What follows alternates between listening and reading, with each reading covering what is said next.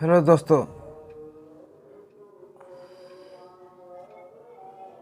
स्वागत है हमारे YouTube चैनल पर। आज हम आपके लिए बहुत ही इम्पोर्टेंट कॉन्सेप्ट लेकर आए हैं जो फिजिक्स में आपको बहुत ही हेल्पफुल करने वाला है। तो दोस्तों बने रहे हमारे YouTube चैनल पर। अगर विश्वास नहीं है तो देखिए, आपको कुछ दिन में विश्वास हो जाएगा कि ये डिफरेंशिएशन का कितना वैल्यू है फिजिक्स में। यही डिफरेंशिएशन जिस स्टूडेंट को नहीं आता है उसके लिए पहाड़ के समान फिजिक्स लगने लगता है। तो दोस्तों इसको एक बार मेरे विचार से एक बार आप पढ़ लीजिए। मैं पूरी विश्वास के साथ कहता हूँ कि आपको नहीं फिजिक्स समझ में आया तब हमसे बात कीजिएगा। तो दोस्तों तो अभी हम देखते हैं फिजिक्स में डिफरेंशिएशन को, किस तरह से डिफरेंशिएशन किस तरह का होता है, कैसे इसका यूज किया जाता है, उसके बारे में हम पढ़ने वाले हैं। तो हम स्टार्ट करते हैं। तो देखिए डिफरेंशिएशन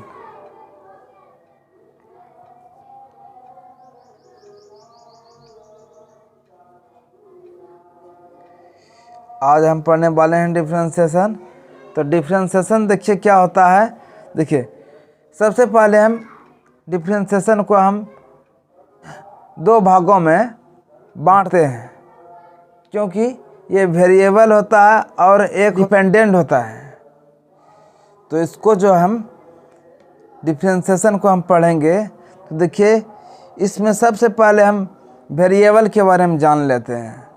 दोस्तों आप ये मत समझिए कि इंग्लिश में हम पढ़ा रहे हैं। दोस्तों हिंदी में आपको समझाएंगे और कभी कभी हिंदी में लिखेंगे भी, और हमें पूरी विश्वास है कि आप ये जो हम बोलने जा रहे हैं, मेरा मूल पॉइंट जो मूल कॉन्सेप्ट जो है हिंदी और इंग्लिश दोनों के साथ रहेगा हम, और आपको पूर्ण रूप से समझ में आएगा। तो देखिए किस तरह से होता है। तो सबसे पहले हम लिखेंगे वेरिएबल।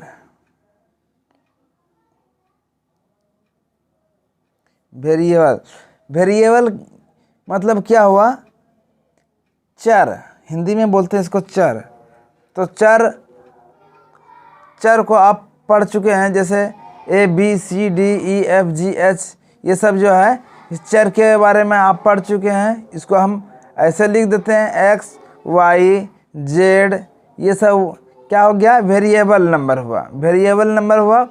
इसको हम बोलेंगे चेंज भी होता है। ये क्या होता है, चेंज। तो लिखेंगे it's value will be change. इसका वैल्यू चेंज होते रहता है। ये जो है इसको हम दो भागों में बांट लेते हैं। तो पहला भाग होगा इंडिपेंडेंट वेरिएबल।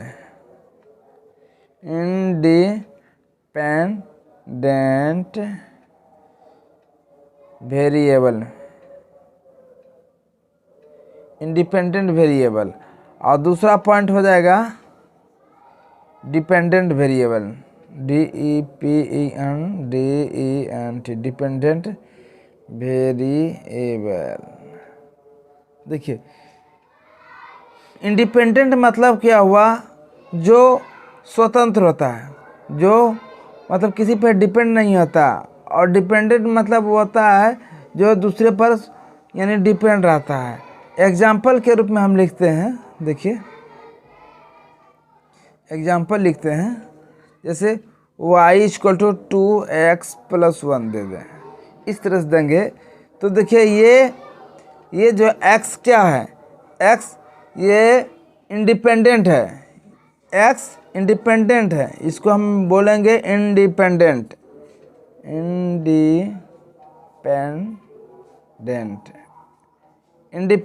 है, यानी इसका वैल्यू फिक्स रहता है। लेकिन इसका वैल्यू जैसे इसको हम जैसे अलग चेंज करेंगे तो इसका वैल्यू चेंज हो जाएगा। यानी ये फिक्स है लेकिन ये फिक्स नहीं है, ये डिपेंड होता है। तो इसको हम लिखेंगे डिपेंडेंट।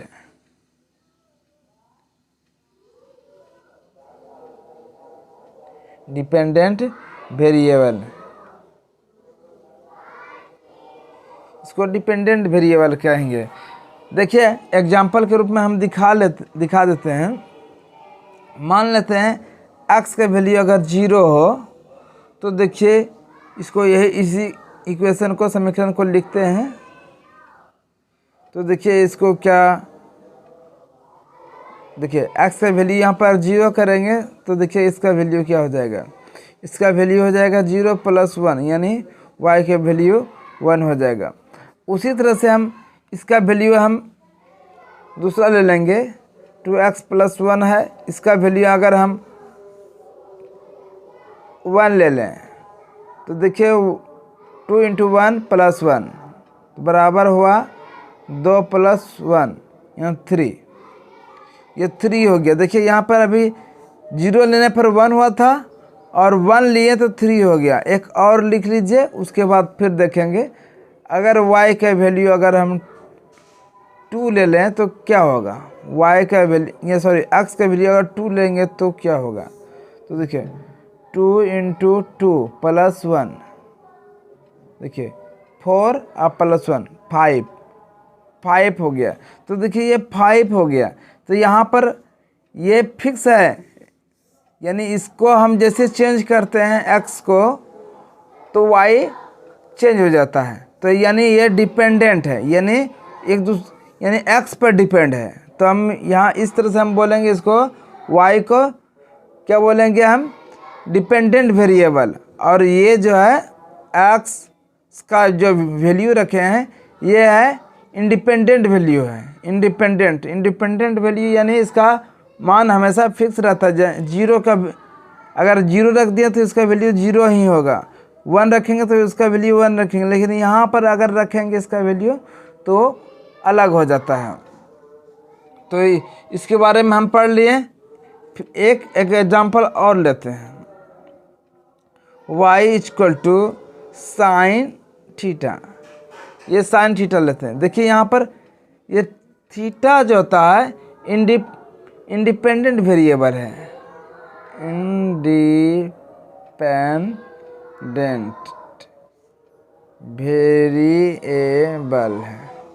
इंडिपेंडेंट वेरिएबल है। ये इंडिपेंडेंट वेरिएबल है और ये y जो है ये क्या है, डिपेंडेंट वेरिएबल है।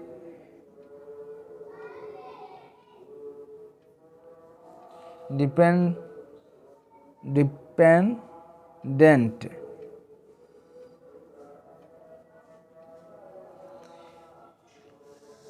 दिखा देते हैं आपको। देखिए थीटा का वैल्यू अगर हम 30 डिग्री लिए यानी 30 डिग्री लिए तो y का वैल्यू देखिए क्या होगा, साइन यानी 30। यहाँ पर देखिए इसका वैल्यू हम 30 लेंगे तो देखिए y का वैल्यू हो जाएगा 1/2। साइन 30 का वैल्यू 1/2 होता है। फिर एक और एग्जांपल लेते हैं। अगर इसका वैल्यू हम 45 ले लें, 45 डिग्री ले लें तो देखिए क्या होगा, साइन 45 लिखेंगे तो देखिए साइन 45 का वैल्यू होता है 1/√2। देखिए यहाँ चेंज हो गया ना, ये y चेंज हो गया, y चेंज हो गया। इस तरह से हम बोल सकते हैं कि ये y डिपेंडेंट वेरिएबल है। यहाँ तक हो गया। अब हम इसके बारे में कुछ टर्मिनोलॉजी के बारे में यानी डिफरेंशिएशन के टर्मिनोलॉजी के बारे में कुछ पढ़ते हैं। देखिए किस तरह से इसको हम बोलेंगे, क्या कहेंगे। तो लिखेंगे, पहले लिख करके दिखा देते हैं आपको। डिफरेंशिएशन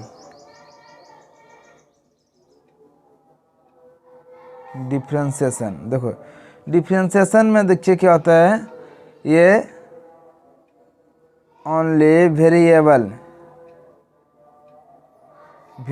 फंक्शन है,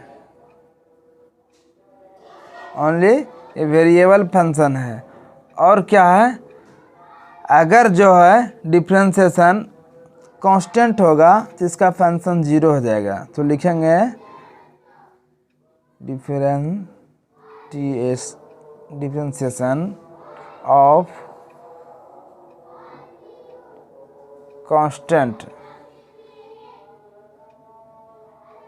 कांस्टेंट है जिसका वैल्यू 0 हो जाएगा। ये वेरी वेरी इंपॉर्टेंट पॉइंट है। अगर वेरिएबल फंक्शन रहेगा उसका मान हमको निकालना है, वैल्यू निकालना है, और डिफरेंशिएशन यानी अगर कांस्टेंट रहेगा तो इसका फंक्शन 0 हो जाएगा। तो देखिए यहाँ पर एक ये डिफरेंशिएशन का आप जो है एक स्ट्रक्चर दिखाते हैं आपको। देखिए इसको ये डी हुआ, और इस तरह से हम आपको दिखा रहे हैं डिफरेंशिएशन का किस तरह से स्ट्रक्चर होता है। देखिए इस तरह से, इस पे यहाँ पर y होगा, यहाँ पर t होगा, जो भी होगा उसका वैल्यू यहाँ पर इस तरह से निकालेंगे। तो इस वाले फंक्शन को हम बोलेंगे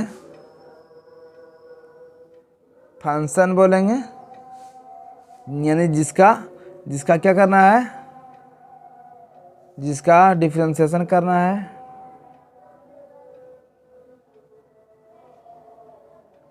डिफरेंशिएशन करना है और इस वाले फंक्शन को बोलेंगे विथ रिस्पेक्ट टू फंक्शन, यानी इसको शॉर्ट तरीका से लिखेंगे विथ रिस्पेक्ट टू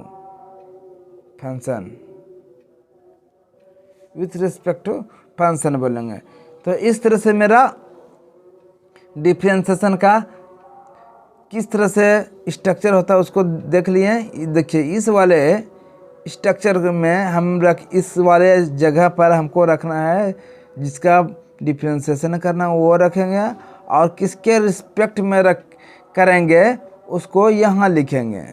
अगर जो यहाँ डिस्टेंस है और टाइम के साथ अगर डिफरेंशिएशन करेंगे तो यहाँ टाइम को यहाँ लिखेंगे और डिस्टेंस को यहाँ लिखेंगे। इस तरह से मेरा डिफरेंशिएशन का स्ट्रक्चर हुआ। अब एक दो गो उस टाइप का हम दिखा देते हैं example.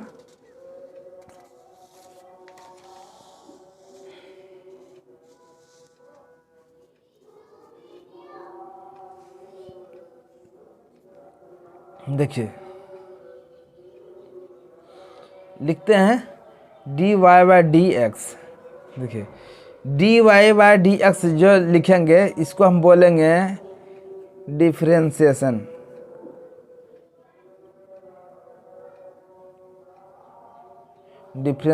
Of y with respect to t, यानी differentiation of y with respect to x बोलेंगे। क्या बोलेंगे? इसको बोलेंगे differentiation of y with respect to x, इस तरह से बोलेंगे। फिर अगला पॉइंट हम लिखते हैं एक और, differentiation of y with respect to t।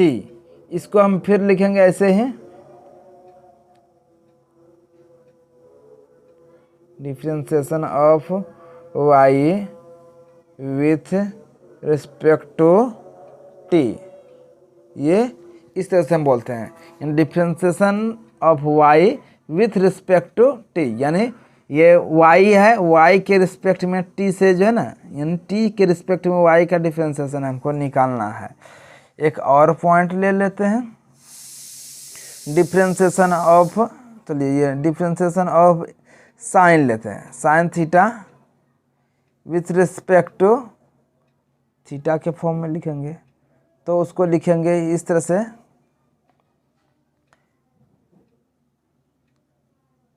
Differentiation of sine theta with respect to theta, with respect to theta, यानी इसको बोलेंगे differentiation of sine theta, differentiation of sine theta with respect to theta.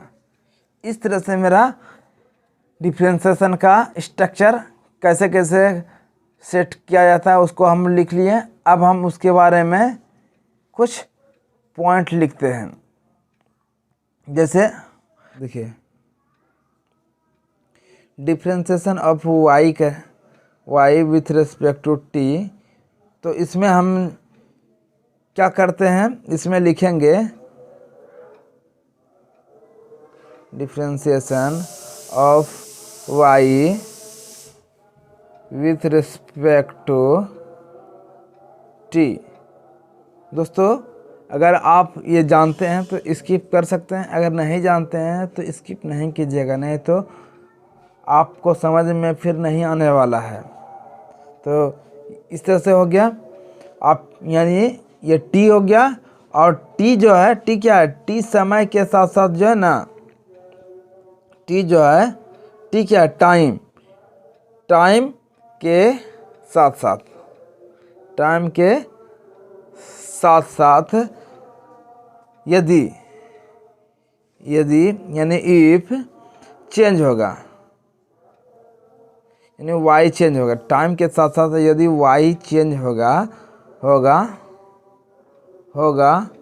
तब यानी then Y को क्या बोलेंगे, variable. Y को बोलेंगे वेरिएबल। क्या बोलेंगे, वेरिएबल बोलेंगे। अगर वेरिएबल बोलेंगे किसके साथ, तो ये हुआ समय के साथ, यानी टाइम के साथ, टाइम। लेकिन अगर जो समय के साथ अगर चेंज नहीं हो रहा है, अगर समय के साथ वाई चेंज नहीं हो रहा है तो उसको हम बोलेंगे कांस्टेंट है। तो लिख लेते हैं, लेकिन अगर टाइम के साथ वाई चेंज नहीं हो रहा है तो वाई को कांस्टेंट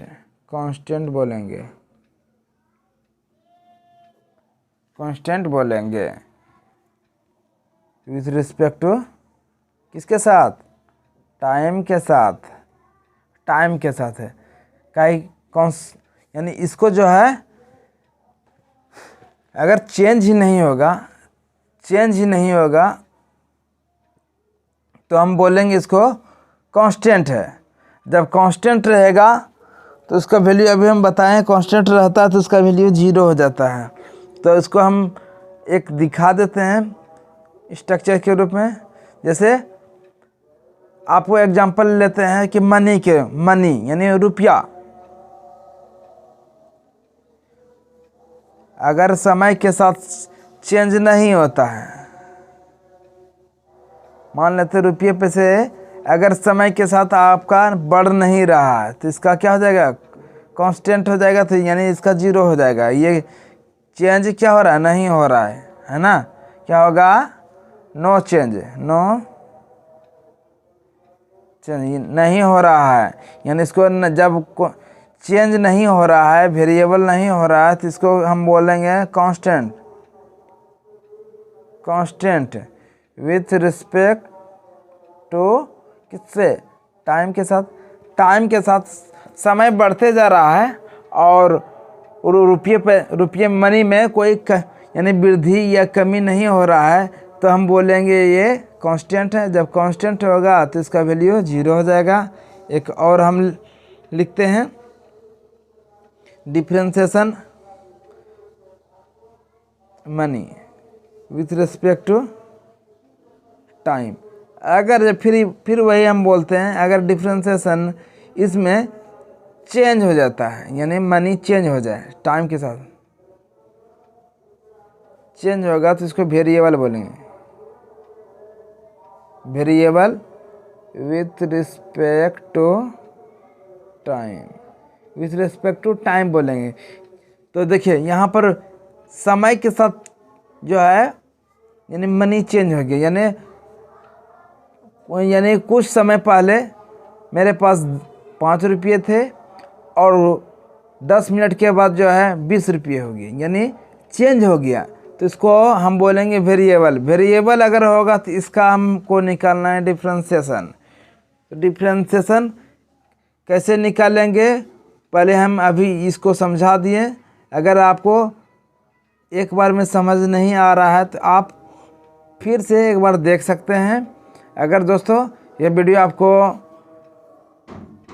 पसंद आ रहा है तो लाइक ज़रूर कीजिएगा, क्योंकि लाइक में आपको कुछ खर्च नहीं लगेगा। अगर दोस्तों जो यह वीडियो आपको पसंद आ रहा है तो सब्सक्राइब भी कर दीजिएगा, क्योंकि हम आपके लिए मेहनत कर रहे हैं।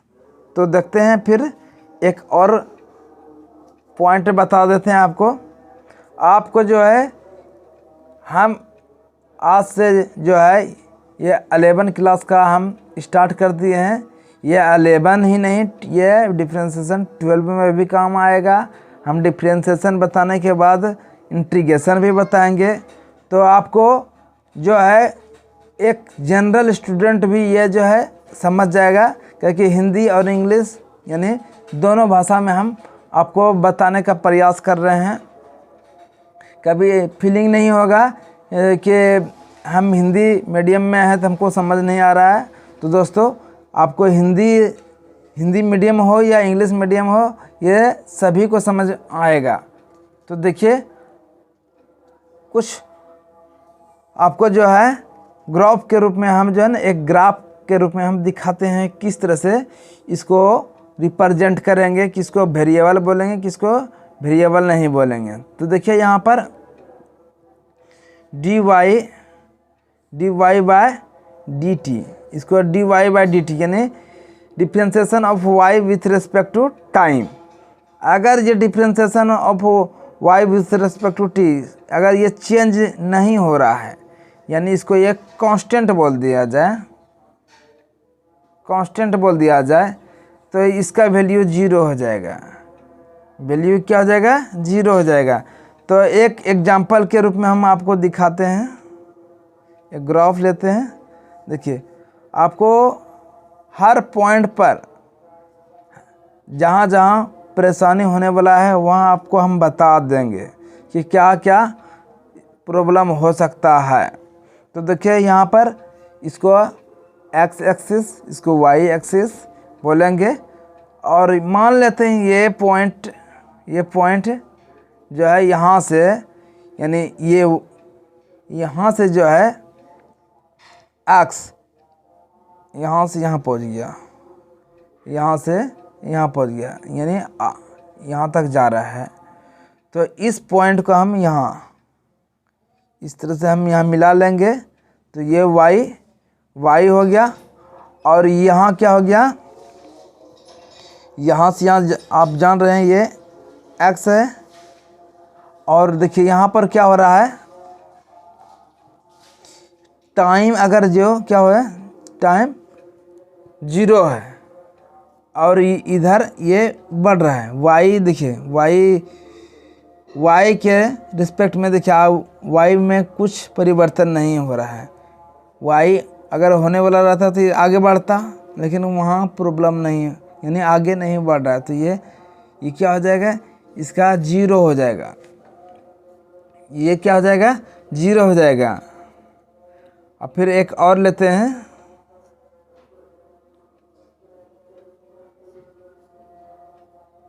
देखिए differentiation of x with respect to t। तो ये देखिए x के रिस्पेक्ट में यहाँ से यहाँ आगे बढ़ रहा है। पहले यहाँ था, अब फिर वो आगे बढ़ रहा है। तो ये वेरिएबल हो गया। जब ये वेरिएबल होगा तो इसका डिफरेंशिएशन हम दोस्त निकालेंगे। इस तरह से आपको हमें पूरी विश्वास है कि आपको समझ आ गया होगा। अब हम कुछ जो है इसका कुछ एग्जाम्पल देंगे। इसका सबसे पहले हम एक फॉर्मूला लिखेंगे। फॉर्मूला तो दोस्तों आप बने रहें, आपको अब यहाँ से स्टार्ट कर रहे हैं किस तरह से डिफ्रेंशिएशन निकालते हैं, किस तरह से बनाते हैं, आपको देखना है। देखिए किस तरह से बना रहे हैं। एक फॉर्मूला लिखते हैं, डिफ्रेंशिएशन का फॉर्मूला लिखेंगे। तो देखिए इसको लिखेंगे, इस तरह से लिखेंगे, differentiation of x n with respect to x, इस तरह से कर दिया जाए। तो देखिए इसको, ये फॉर्मूला हुआ, इसको सॉल्व ऐसे करते हैं, differentiation of x n with respect to x. इससे जब करेंगे तो देखिए इसको लिखेंगे, ये वाला भाग को हम इधर कर देंगे और यहाँ पर माइनस कर देंगे, यानी इसको एन को इधर कर दें, एक्स के इधर, यहाँ एक्स लिख दिए, एन को यहाँ कर दिए और इसमें -1 कर देंगे, एन में -1 कर देंगे। ये मेरा फॉर्मूला हो गया। किसका हो गया? डिफ्रेंशिएशन का फॉर्मूला। अभी हम आपको बताएंगे कैसे हुआ। ये एन क्या हुआ? एन कोई नंबर हुआ, एनी नंबर। एग्जाम्पल 1 हुआ, -1 लें या 0 लें, 1 लें, 2 लें, 3 लें, या -1 -2 कुछ भी लें। ये हुआ एन यहाँ रखेंगे। एग्जाम्पल आपको दिखा देंगे,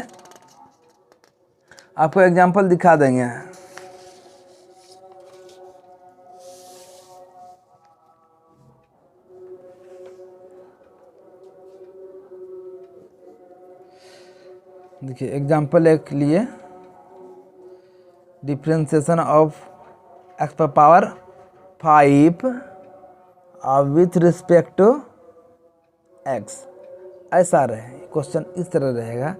तो देखिए सबसे पहले हम फॉर्मूला अभी हम लिखे हैं, तो इसको जो है एक्स को यहाँ लिखना ही है, और ये 5 को यहाँ लिख देना है, और इसमें पावर था ना, पावर में 1 घटा देंगे, तो इसको लिखेंगे 5x पर पावर माइनस, ये 5 में 1 माइनस हो गया तो 4 हो गया, तो ये हो गया। तो ये मेरा आंसर हो गया डिफ्रेंशिएशन। अब एक और एग्जांपल लेते हैं, ये डिफ्रेंशिएशन ऑफ x पर पावर 3/2 कर दिया जाए, अब विथ रिस्पेक्टिव कर दिया जाए x। इसका कैसे निकालेंगे? तो देखेंगे कुछ नहीं करना है, यहाँ पर x लिख दिए, और ये वाला भाग पीछे चल जाता है, 3/2 लिख दिए। अब फिर यहाँ पर जो है 3/2 जो लिखे हैं, यहाँ पर -1 करना है, क्योंकि फॉर्मूला बताया था ना, x ऐसा रहे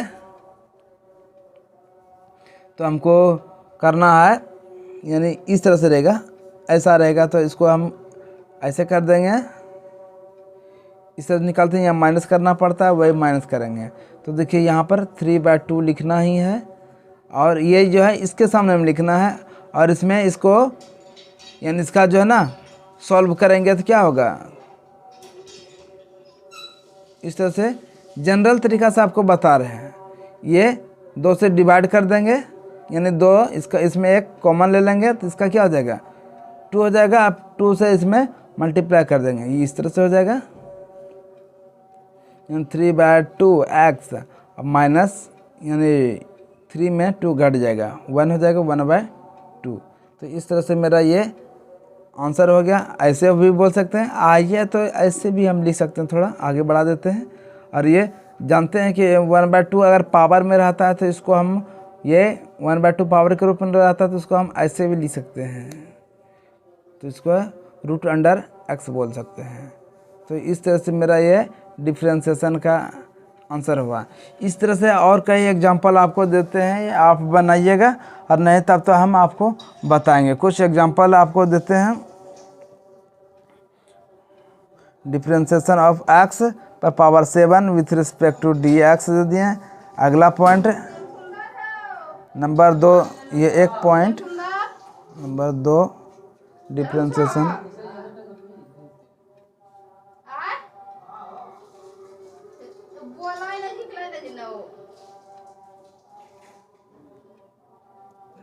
differentiation of x power -10 with respect to s। Number 2 हो गया। नंबर 3 अब लिखेंगे differentiation of x power 1/2 with respect to x। ये 3 क्वेश्चन हुआ। अब 4 question differentiation of root x with respect to x। इस तरह से क्वेश्चन दिए। अगर फ्रेंड्स आपसे इस तरह के क्वेश्चन अगर बन जाता है तो आप बना लीजिएगा, बनाकर कमेंट बॉक्स में ज़रूर लिखिएगा। अगर नहीं आपसे बन रहा है तो हम फिर आपको ये बताएंगे। तो फ्रेंड्स बने रहे हमारे YouTube चैनल पर। अगर आपने अभी तक हमारे चैनल को सब्सक्राइब नहीं किए हैं तो एक बार ज़रूर कर लें। हम आपके लिए हर कॉन्सेप्ट को लेकर आएंगे और आपको कहीं परेशानी नहीं होने वाला है। हम 11-12 क्लास को हम इस तरह के लेक्चर को ज़रूर हम आपको देंगे। तो बने रहे हमारे YouTube चैनल पर। तो मिलते हैं फिर नेक्स्ट वीडियो के साथ। तब तक के लिए बाय बाय।